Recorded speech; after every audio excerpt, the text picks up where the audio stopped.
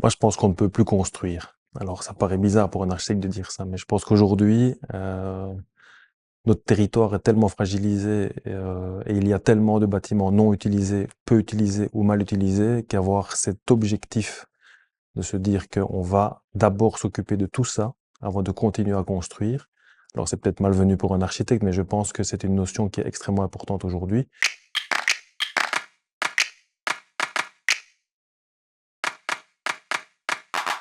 Je m'appelle Émeric Marchal et je suis architecte à Liège. Je suis gérant de l'atelier Cora, ici à Liège. Je suis enseignant à l'université de Liège. Je pratique l'architecture depuis 2002. Je ne sais pas si on dit qu'on démarre l'architecture en 2002, mais je viens aussi d'une famille d'agriculteurs et d'artisans. Donc je pense que la notion d'architecture démarre un peu avant ce diplôme d'architecture et est reliée à toute une série de choses qui font partie de ma vie.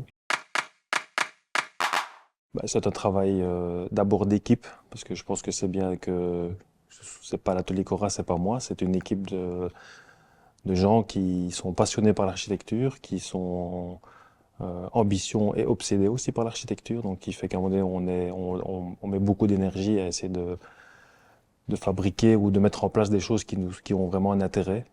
C'est un travail d'équipe, principalement. Je parlerai du projet de l'OM à Ougré, donc sur la ville de Serein, qui est un ancien bâtiment Cockerill, l'ancien bâtiment administratif et culturel de Cockerill, qui est en face du stade du Standard et qui a été un projet qui a duré 11 ans. C'est un bâtiment qu'on a récupéré, qui était construit par Georges de Doyard, un bâtiment moderniste qu'on a récupéré dans un état lamentable ou très avancé en tout cas, et dans lequel qui reprend aujourd'hui une fonction d'espace de musique amplifié, bureau, studio d'enregistrement, un café, un restaurant, des loges pour artistes. Donc c'est vraiment un lieu culturel dédié à la musique amplifiée. Ça, c'était un projet qui était vraiment particulièrement apprenant, en tout cas pour le bureau. Ça veut dire qu'on a la notion de qualité de lieu, d'espace, la difficulté d'un morceau de ville très fragilisé, un chantier en perpétuel mouvement, plusieurs mètres de l'ouvrage. Tout ça était vraiment un grand apprentissage, parfois difficile, mais aussi avec beaucoup de bonheur. Et aujourd'hui, on voit que le projet tourne depuis 1 an et on voit qu'il rencontre pas mal de succès. On est très content. Et de faire ressortir le bâtiment existant avec sa qualité principale.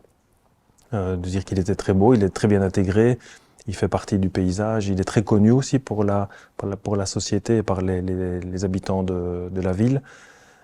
Et alors on a quelques interventions qui changent les circulations du bâtiment existant, qu'on a voulu justement marquer avec une notion de couleur, qui permet simplement de lire la modification de circulation. Donc ça veut dire que les cours qui étaient des cours techniques au préalable deviennent maintenant des cours d'accueil des gens, du public, puisqu'évidemment faire venir 2000 personnes ou 1700 ou 2000 personnes dans le site, effectivement ça implique effectivement toute une série de circulations différentes. Et voilà, ça c'est vraiment sur les quelques points. Donc principalement technique, faire en sorte que cette technique soit a priori aussi de l'architecture, et quelques interventions qui sont principalement visibles et qu'on peut marquer facilement quand on lit l'ensemble du projet. L'atelier a d'abord démarré par toute une série de constructions de maisons d'habitation avec des tout petits budgets, ce qui fait qu'on s'est musclé à travailler sur ces petits budgets. Et c'est peut-être cette force-là, on l'applique aussi dans des projets publics, où on travaille avec des budgets qui sont relativement réduits. Donc l'OM, ça a vraiment été on a parlé d'archiponcture, donc ça veut dire que c'est toute une série d'interventions très petites qui fait qu'à un moment donné, on arrive à remettre un peu ce bateau échoué au bord de Meuse au goût du jour. Et en fait, le projet de l'OM a été lié à cette pratique de travail de manière très minutieuse. Donc ça veut dire qu'on a gardé les éléments existants, on les a juste un peu modifiés, un peu transformés, un peu améliorés, juste pour faire en sorte qu'on puisse de nouveau accueillir le public. Et je pense qu'aujourd'hui, le bâtiment, il est apprécié parce que justement, on n'a pas changé l'essence du lieu. Le lieu est resté l'OM, en fait. Pour tout le monde, c'est l'OM. Moi, je pense qu'on ne peut plus construire. Alors, ça paraît bizarre pour un architecte de dire ça, mais je pense qu'aujourd'hui, notre territoire est tellement fragilisé et il y a tellement de bâtiments non utilisés, peu utilisés ou mal utilisés qu'avoir cet objectif de se dire qu'on va d'abord s'occuper de tout ça avant de continuer à construire. Alors, c'est peut-être malvenu pour un architecte, mais je pense que c'est une notion qui est extrêmement importante aujourd'hui. de se dire qu'aujourd'hui, il y a vraiment une intention, il devrait y avoir une intention très forte pour justement revaloriser le patrimoine existant, parfois le compléter ou l'optimiser, sans devoir de nouveau utiliser du territoire pour continuer à construire. Donc, dans les 30 prochaines années, je pense que si nos villes arrivent à se densifier, qu'on pouvait réutiliser de manière intelligente tous ces bâtiments qui sont vides, qui sont industriels, qui sont commerciaux, parce qu'aujourd'hui on va récupérer tous ces bâtiments des années 80-90, donc qu'est-ce qu'on va faire de tout ce patrimoine? Comment est-ce qu'on va pouvoir réinterroger ces questions-là? Aujourd'hui c'est plutôt ça qui va faire que le paradigme de l'architecture va changer, c'est vraiment prendre en main cette notion-là, parce que toute cette construction des années 80-90, toutes ces maisons que les surportent, ça va être notre patrimoine dans les prochaines années, quoi. Qu'on va-t-on faire de tout ça?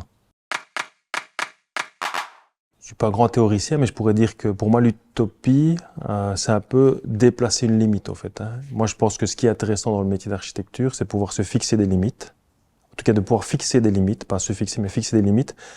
Et se dire que essayer de les reculer un tout petit peu, les limites. Donc ça, pour moi, c'est le travail d'architecte. Et pour moi, l'utopie, c'est prendre ces limites et les déplacer de manière beaucoup plus importante, qui fait qu'à un moment donné, on peut, évidemment, proposer, des choses qui permettent justement d'entrevoir l'avenir avec un plus grand angle. Donc ça veut dire, à mon sens, j'ai été nourri effectivement comme étudiant d'utopie, que ce soit de Michael Sorkin, du plan voisin de Le Corbusier, des grands dessins de Piranesi, enfin des choses qui étaient vraiment liées. Aujourd'hui, je pense que l'utopie, aujourd'hui, elle devrait être liée plutôt à l'utilisation, plutôt d'une écologie élargie dans la ville. Et aujourd'hui, quand je dis ne pas construire ou ne plus construire, faire plus attention au patrimoine, quel qu'il soit, c'est pas parce qu'on a un bâtiment très beau qu'il a plus de qualité qu'un bâtiment qui n'est pas très beau, mais ça veut dire qu'en même temps, il y a déjà des quantités de mètres cubes qui sont construits, c'est de dire comment est-ce qu'on va utiliser tout ça dans le futur.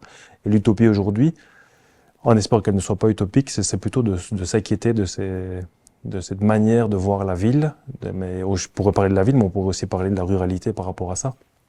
Et je dirais que l'utopie aujourd'hui, ce n'est plus un rêve d'architecture, c'est plutôt justement une forme de retenue d'architecture. Peut-être qu'il faut peut-être moins construire et qu'il faut peut-être construire de manière plus intéressante et plus intelligente en utilisant mieux ce qui est déjà là, en fait. Le déjà là, pour moi, est quelque chose d'extrêmement important et c'est sur cette base-là qu'il faudrait pouvoir s'appuyer pour le futur.